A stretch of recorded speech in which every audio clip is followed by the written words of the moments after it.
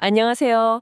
오늘 여러분이 보내주신 자료들, 블룸버그 비즈니스 위크 기사하고 또 퀀텀 시스템즈 CAO 인터뷰가 있었죠. 이걸 보니까 드론 기술, 특히 전쟁에서의 역할, 또 미래에 대한 이야기가 정말 흥미롭더라고요. 오늘은 이 자료들 속 핵심 내용들을 좀 깊이 파고들어 볼까 합니다. 바로 시작해 볼까요? 네, 좋습니다.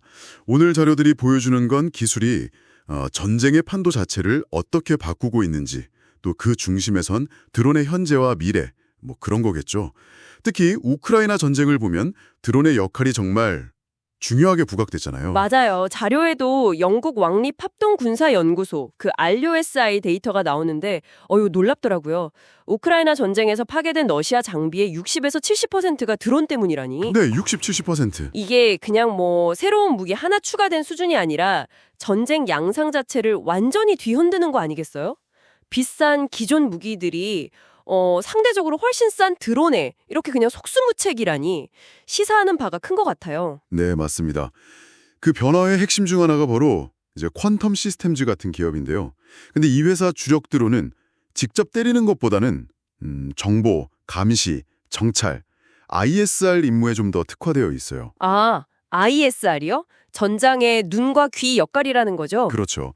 몇 시간씩 날아다니면서 넓은 지역을 쫙 훑는 거죠. 예전에 그 U2 같은 아주 비싼 유인 정찰기가 하던 일들, 그런 임무의 상당 부분을 대체하거나 아니면 보완해주고 있습니다. 비용도 훨씬 싸고 또 뭐니 해도 조종사 인명 손실 위험을 줄일 수 있다는 게 크죠. 그러게요. 자료 보니까 ISR에 집중한다는 게 좀 인상 깊었어요. 또 인터뷰 내용을 좀 보면요.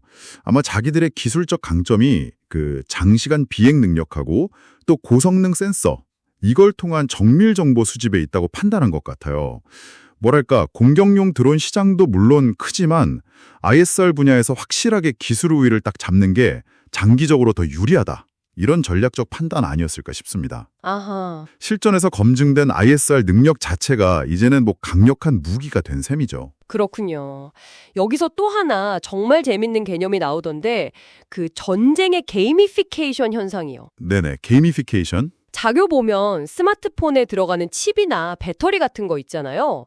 이게 싸고 성능은 좋아지니까 덕분에 드론 만드는 비용이 확 내려가고 대량 생산도 쉬워졌다는 거죠. 그렇죠. 마치 게임처럼 문턱이 낮아진 거? 일종의 소모성 무기 개념이 진짜 현실이 된 거예요. 그 게이미피케이션 혹은 소모성 개념, 이게 사실 양날의 검이죠. 물론 비싼 유인 플랫폼 대신에 싼 무인 시스템을 쓰니까 인명피해 줄이는 긍정적인 면은 분명히 있습니다. 네, 그건 그렇죠. 근데 동시에 이게 원격으로 조종하다 보면 마치 게임처럼 느껴질 수 있잖아요.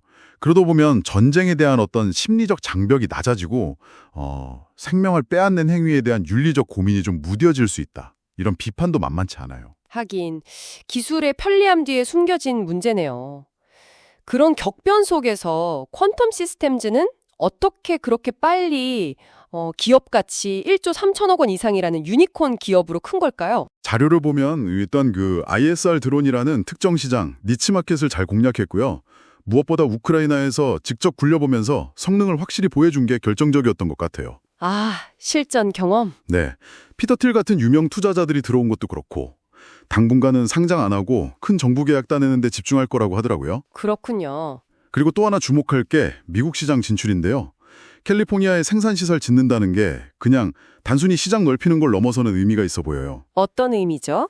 그 CEO 인터뷰에서도 나오는데 이게 미국하고 유럽의 방위산업 기반을 다시 좀 튼튼하게 만들고 동맹끼리 기술 협력도 강화하는, 뭐랄까, 양쪽을 잇는 접착제 같은 역할을 하겠다. 이런 의지를 보여주는 거죠. 아, 지정학적인 그런 의미까지 있군요. 근데 기술을 팔 때 윤리적 기준도 중요하잖아요. 물론이죠. 자료에 따르면 퀀텀 시스템즈는 독일 정부의 그 엄격한 수출 통제 규정, 바파? BFATI인가요? 그걸 따른다고 하더라고요. 네, 맞습니다. 그래서 네이토 회원국이나 독일 정부가 승인한 파트너 국가에만 판다고 딱 명시하고 있고. 그렇죠. 이란, 러시아, 중국 이런 데는 법적으로 안 되고. 네. 그리고 사우디아라비아처럼 법적으로는 괜찮아도 내부적으로 윤리 검토를 또 거친다는 점도 인상 깊었어요. 이게 참 누구에게 기술을 팔 것인가 정말 어려운 문제 같아요. 네, 정말 그렇죠. 미래 전쟁 모습에 대해서는 그 CEO가 아주 확신에 차서 얘기하더라고요. 미래는 무인화될 것이다. 언맨드. 딱 이렇게요. 무인화. 영국의 2040 정책 구상도 예로 들었죠.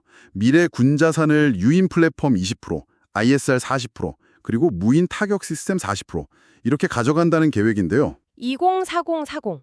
비율이 확 달라지네요. 네, 그러니까 뭐 F-17 같은 차세대 유인 전투기도 물론 중요하겠지만 그 역할이 직접 공중전보다는 원거리 타격 지원이나 장거리 레이더 운용 이런 쪽으로 좀 바뀔 수 있다. 그런 전망인 거죠.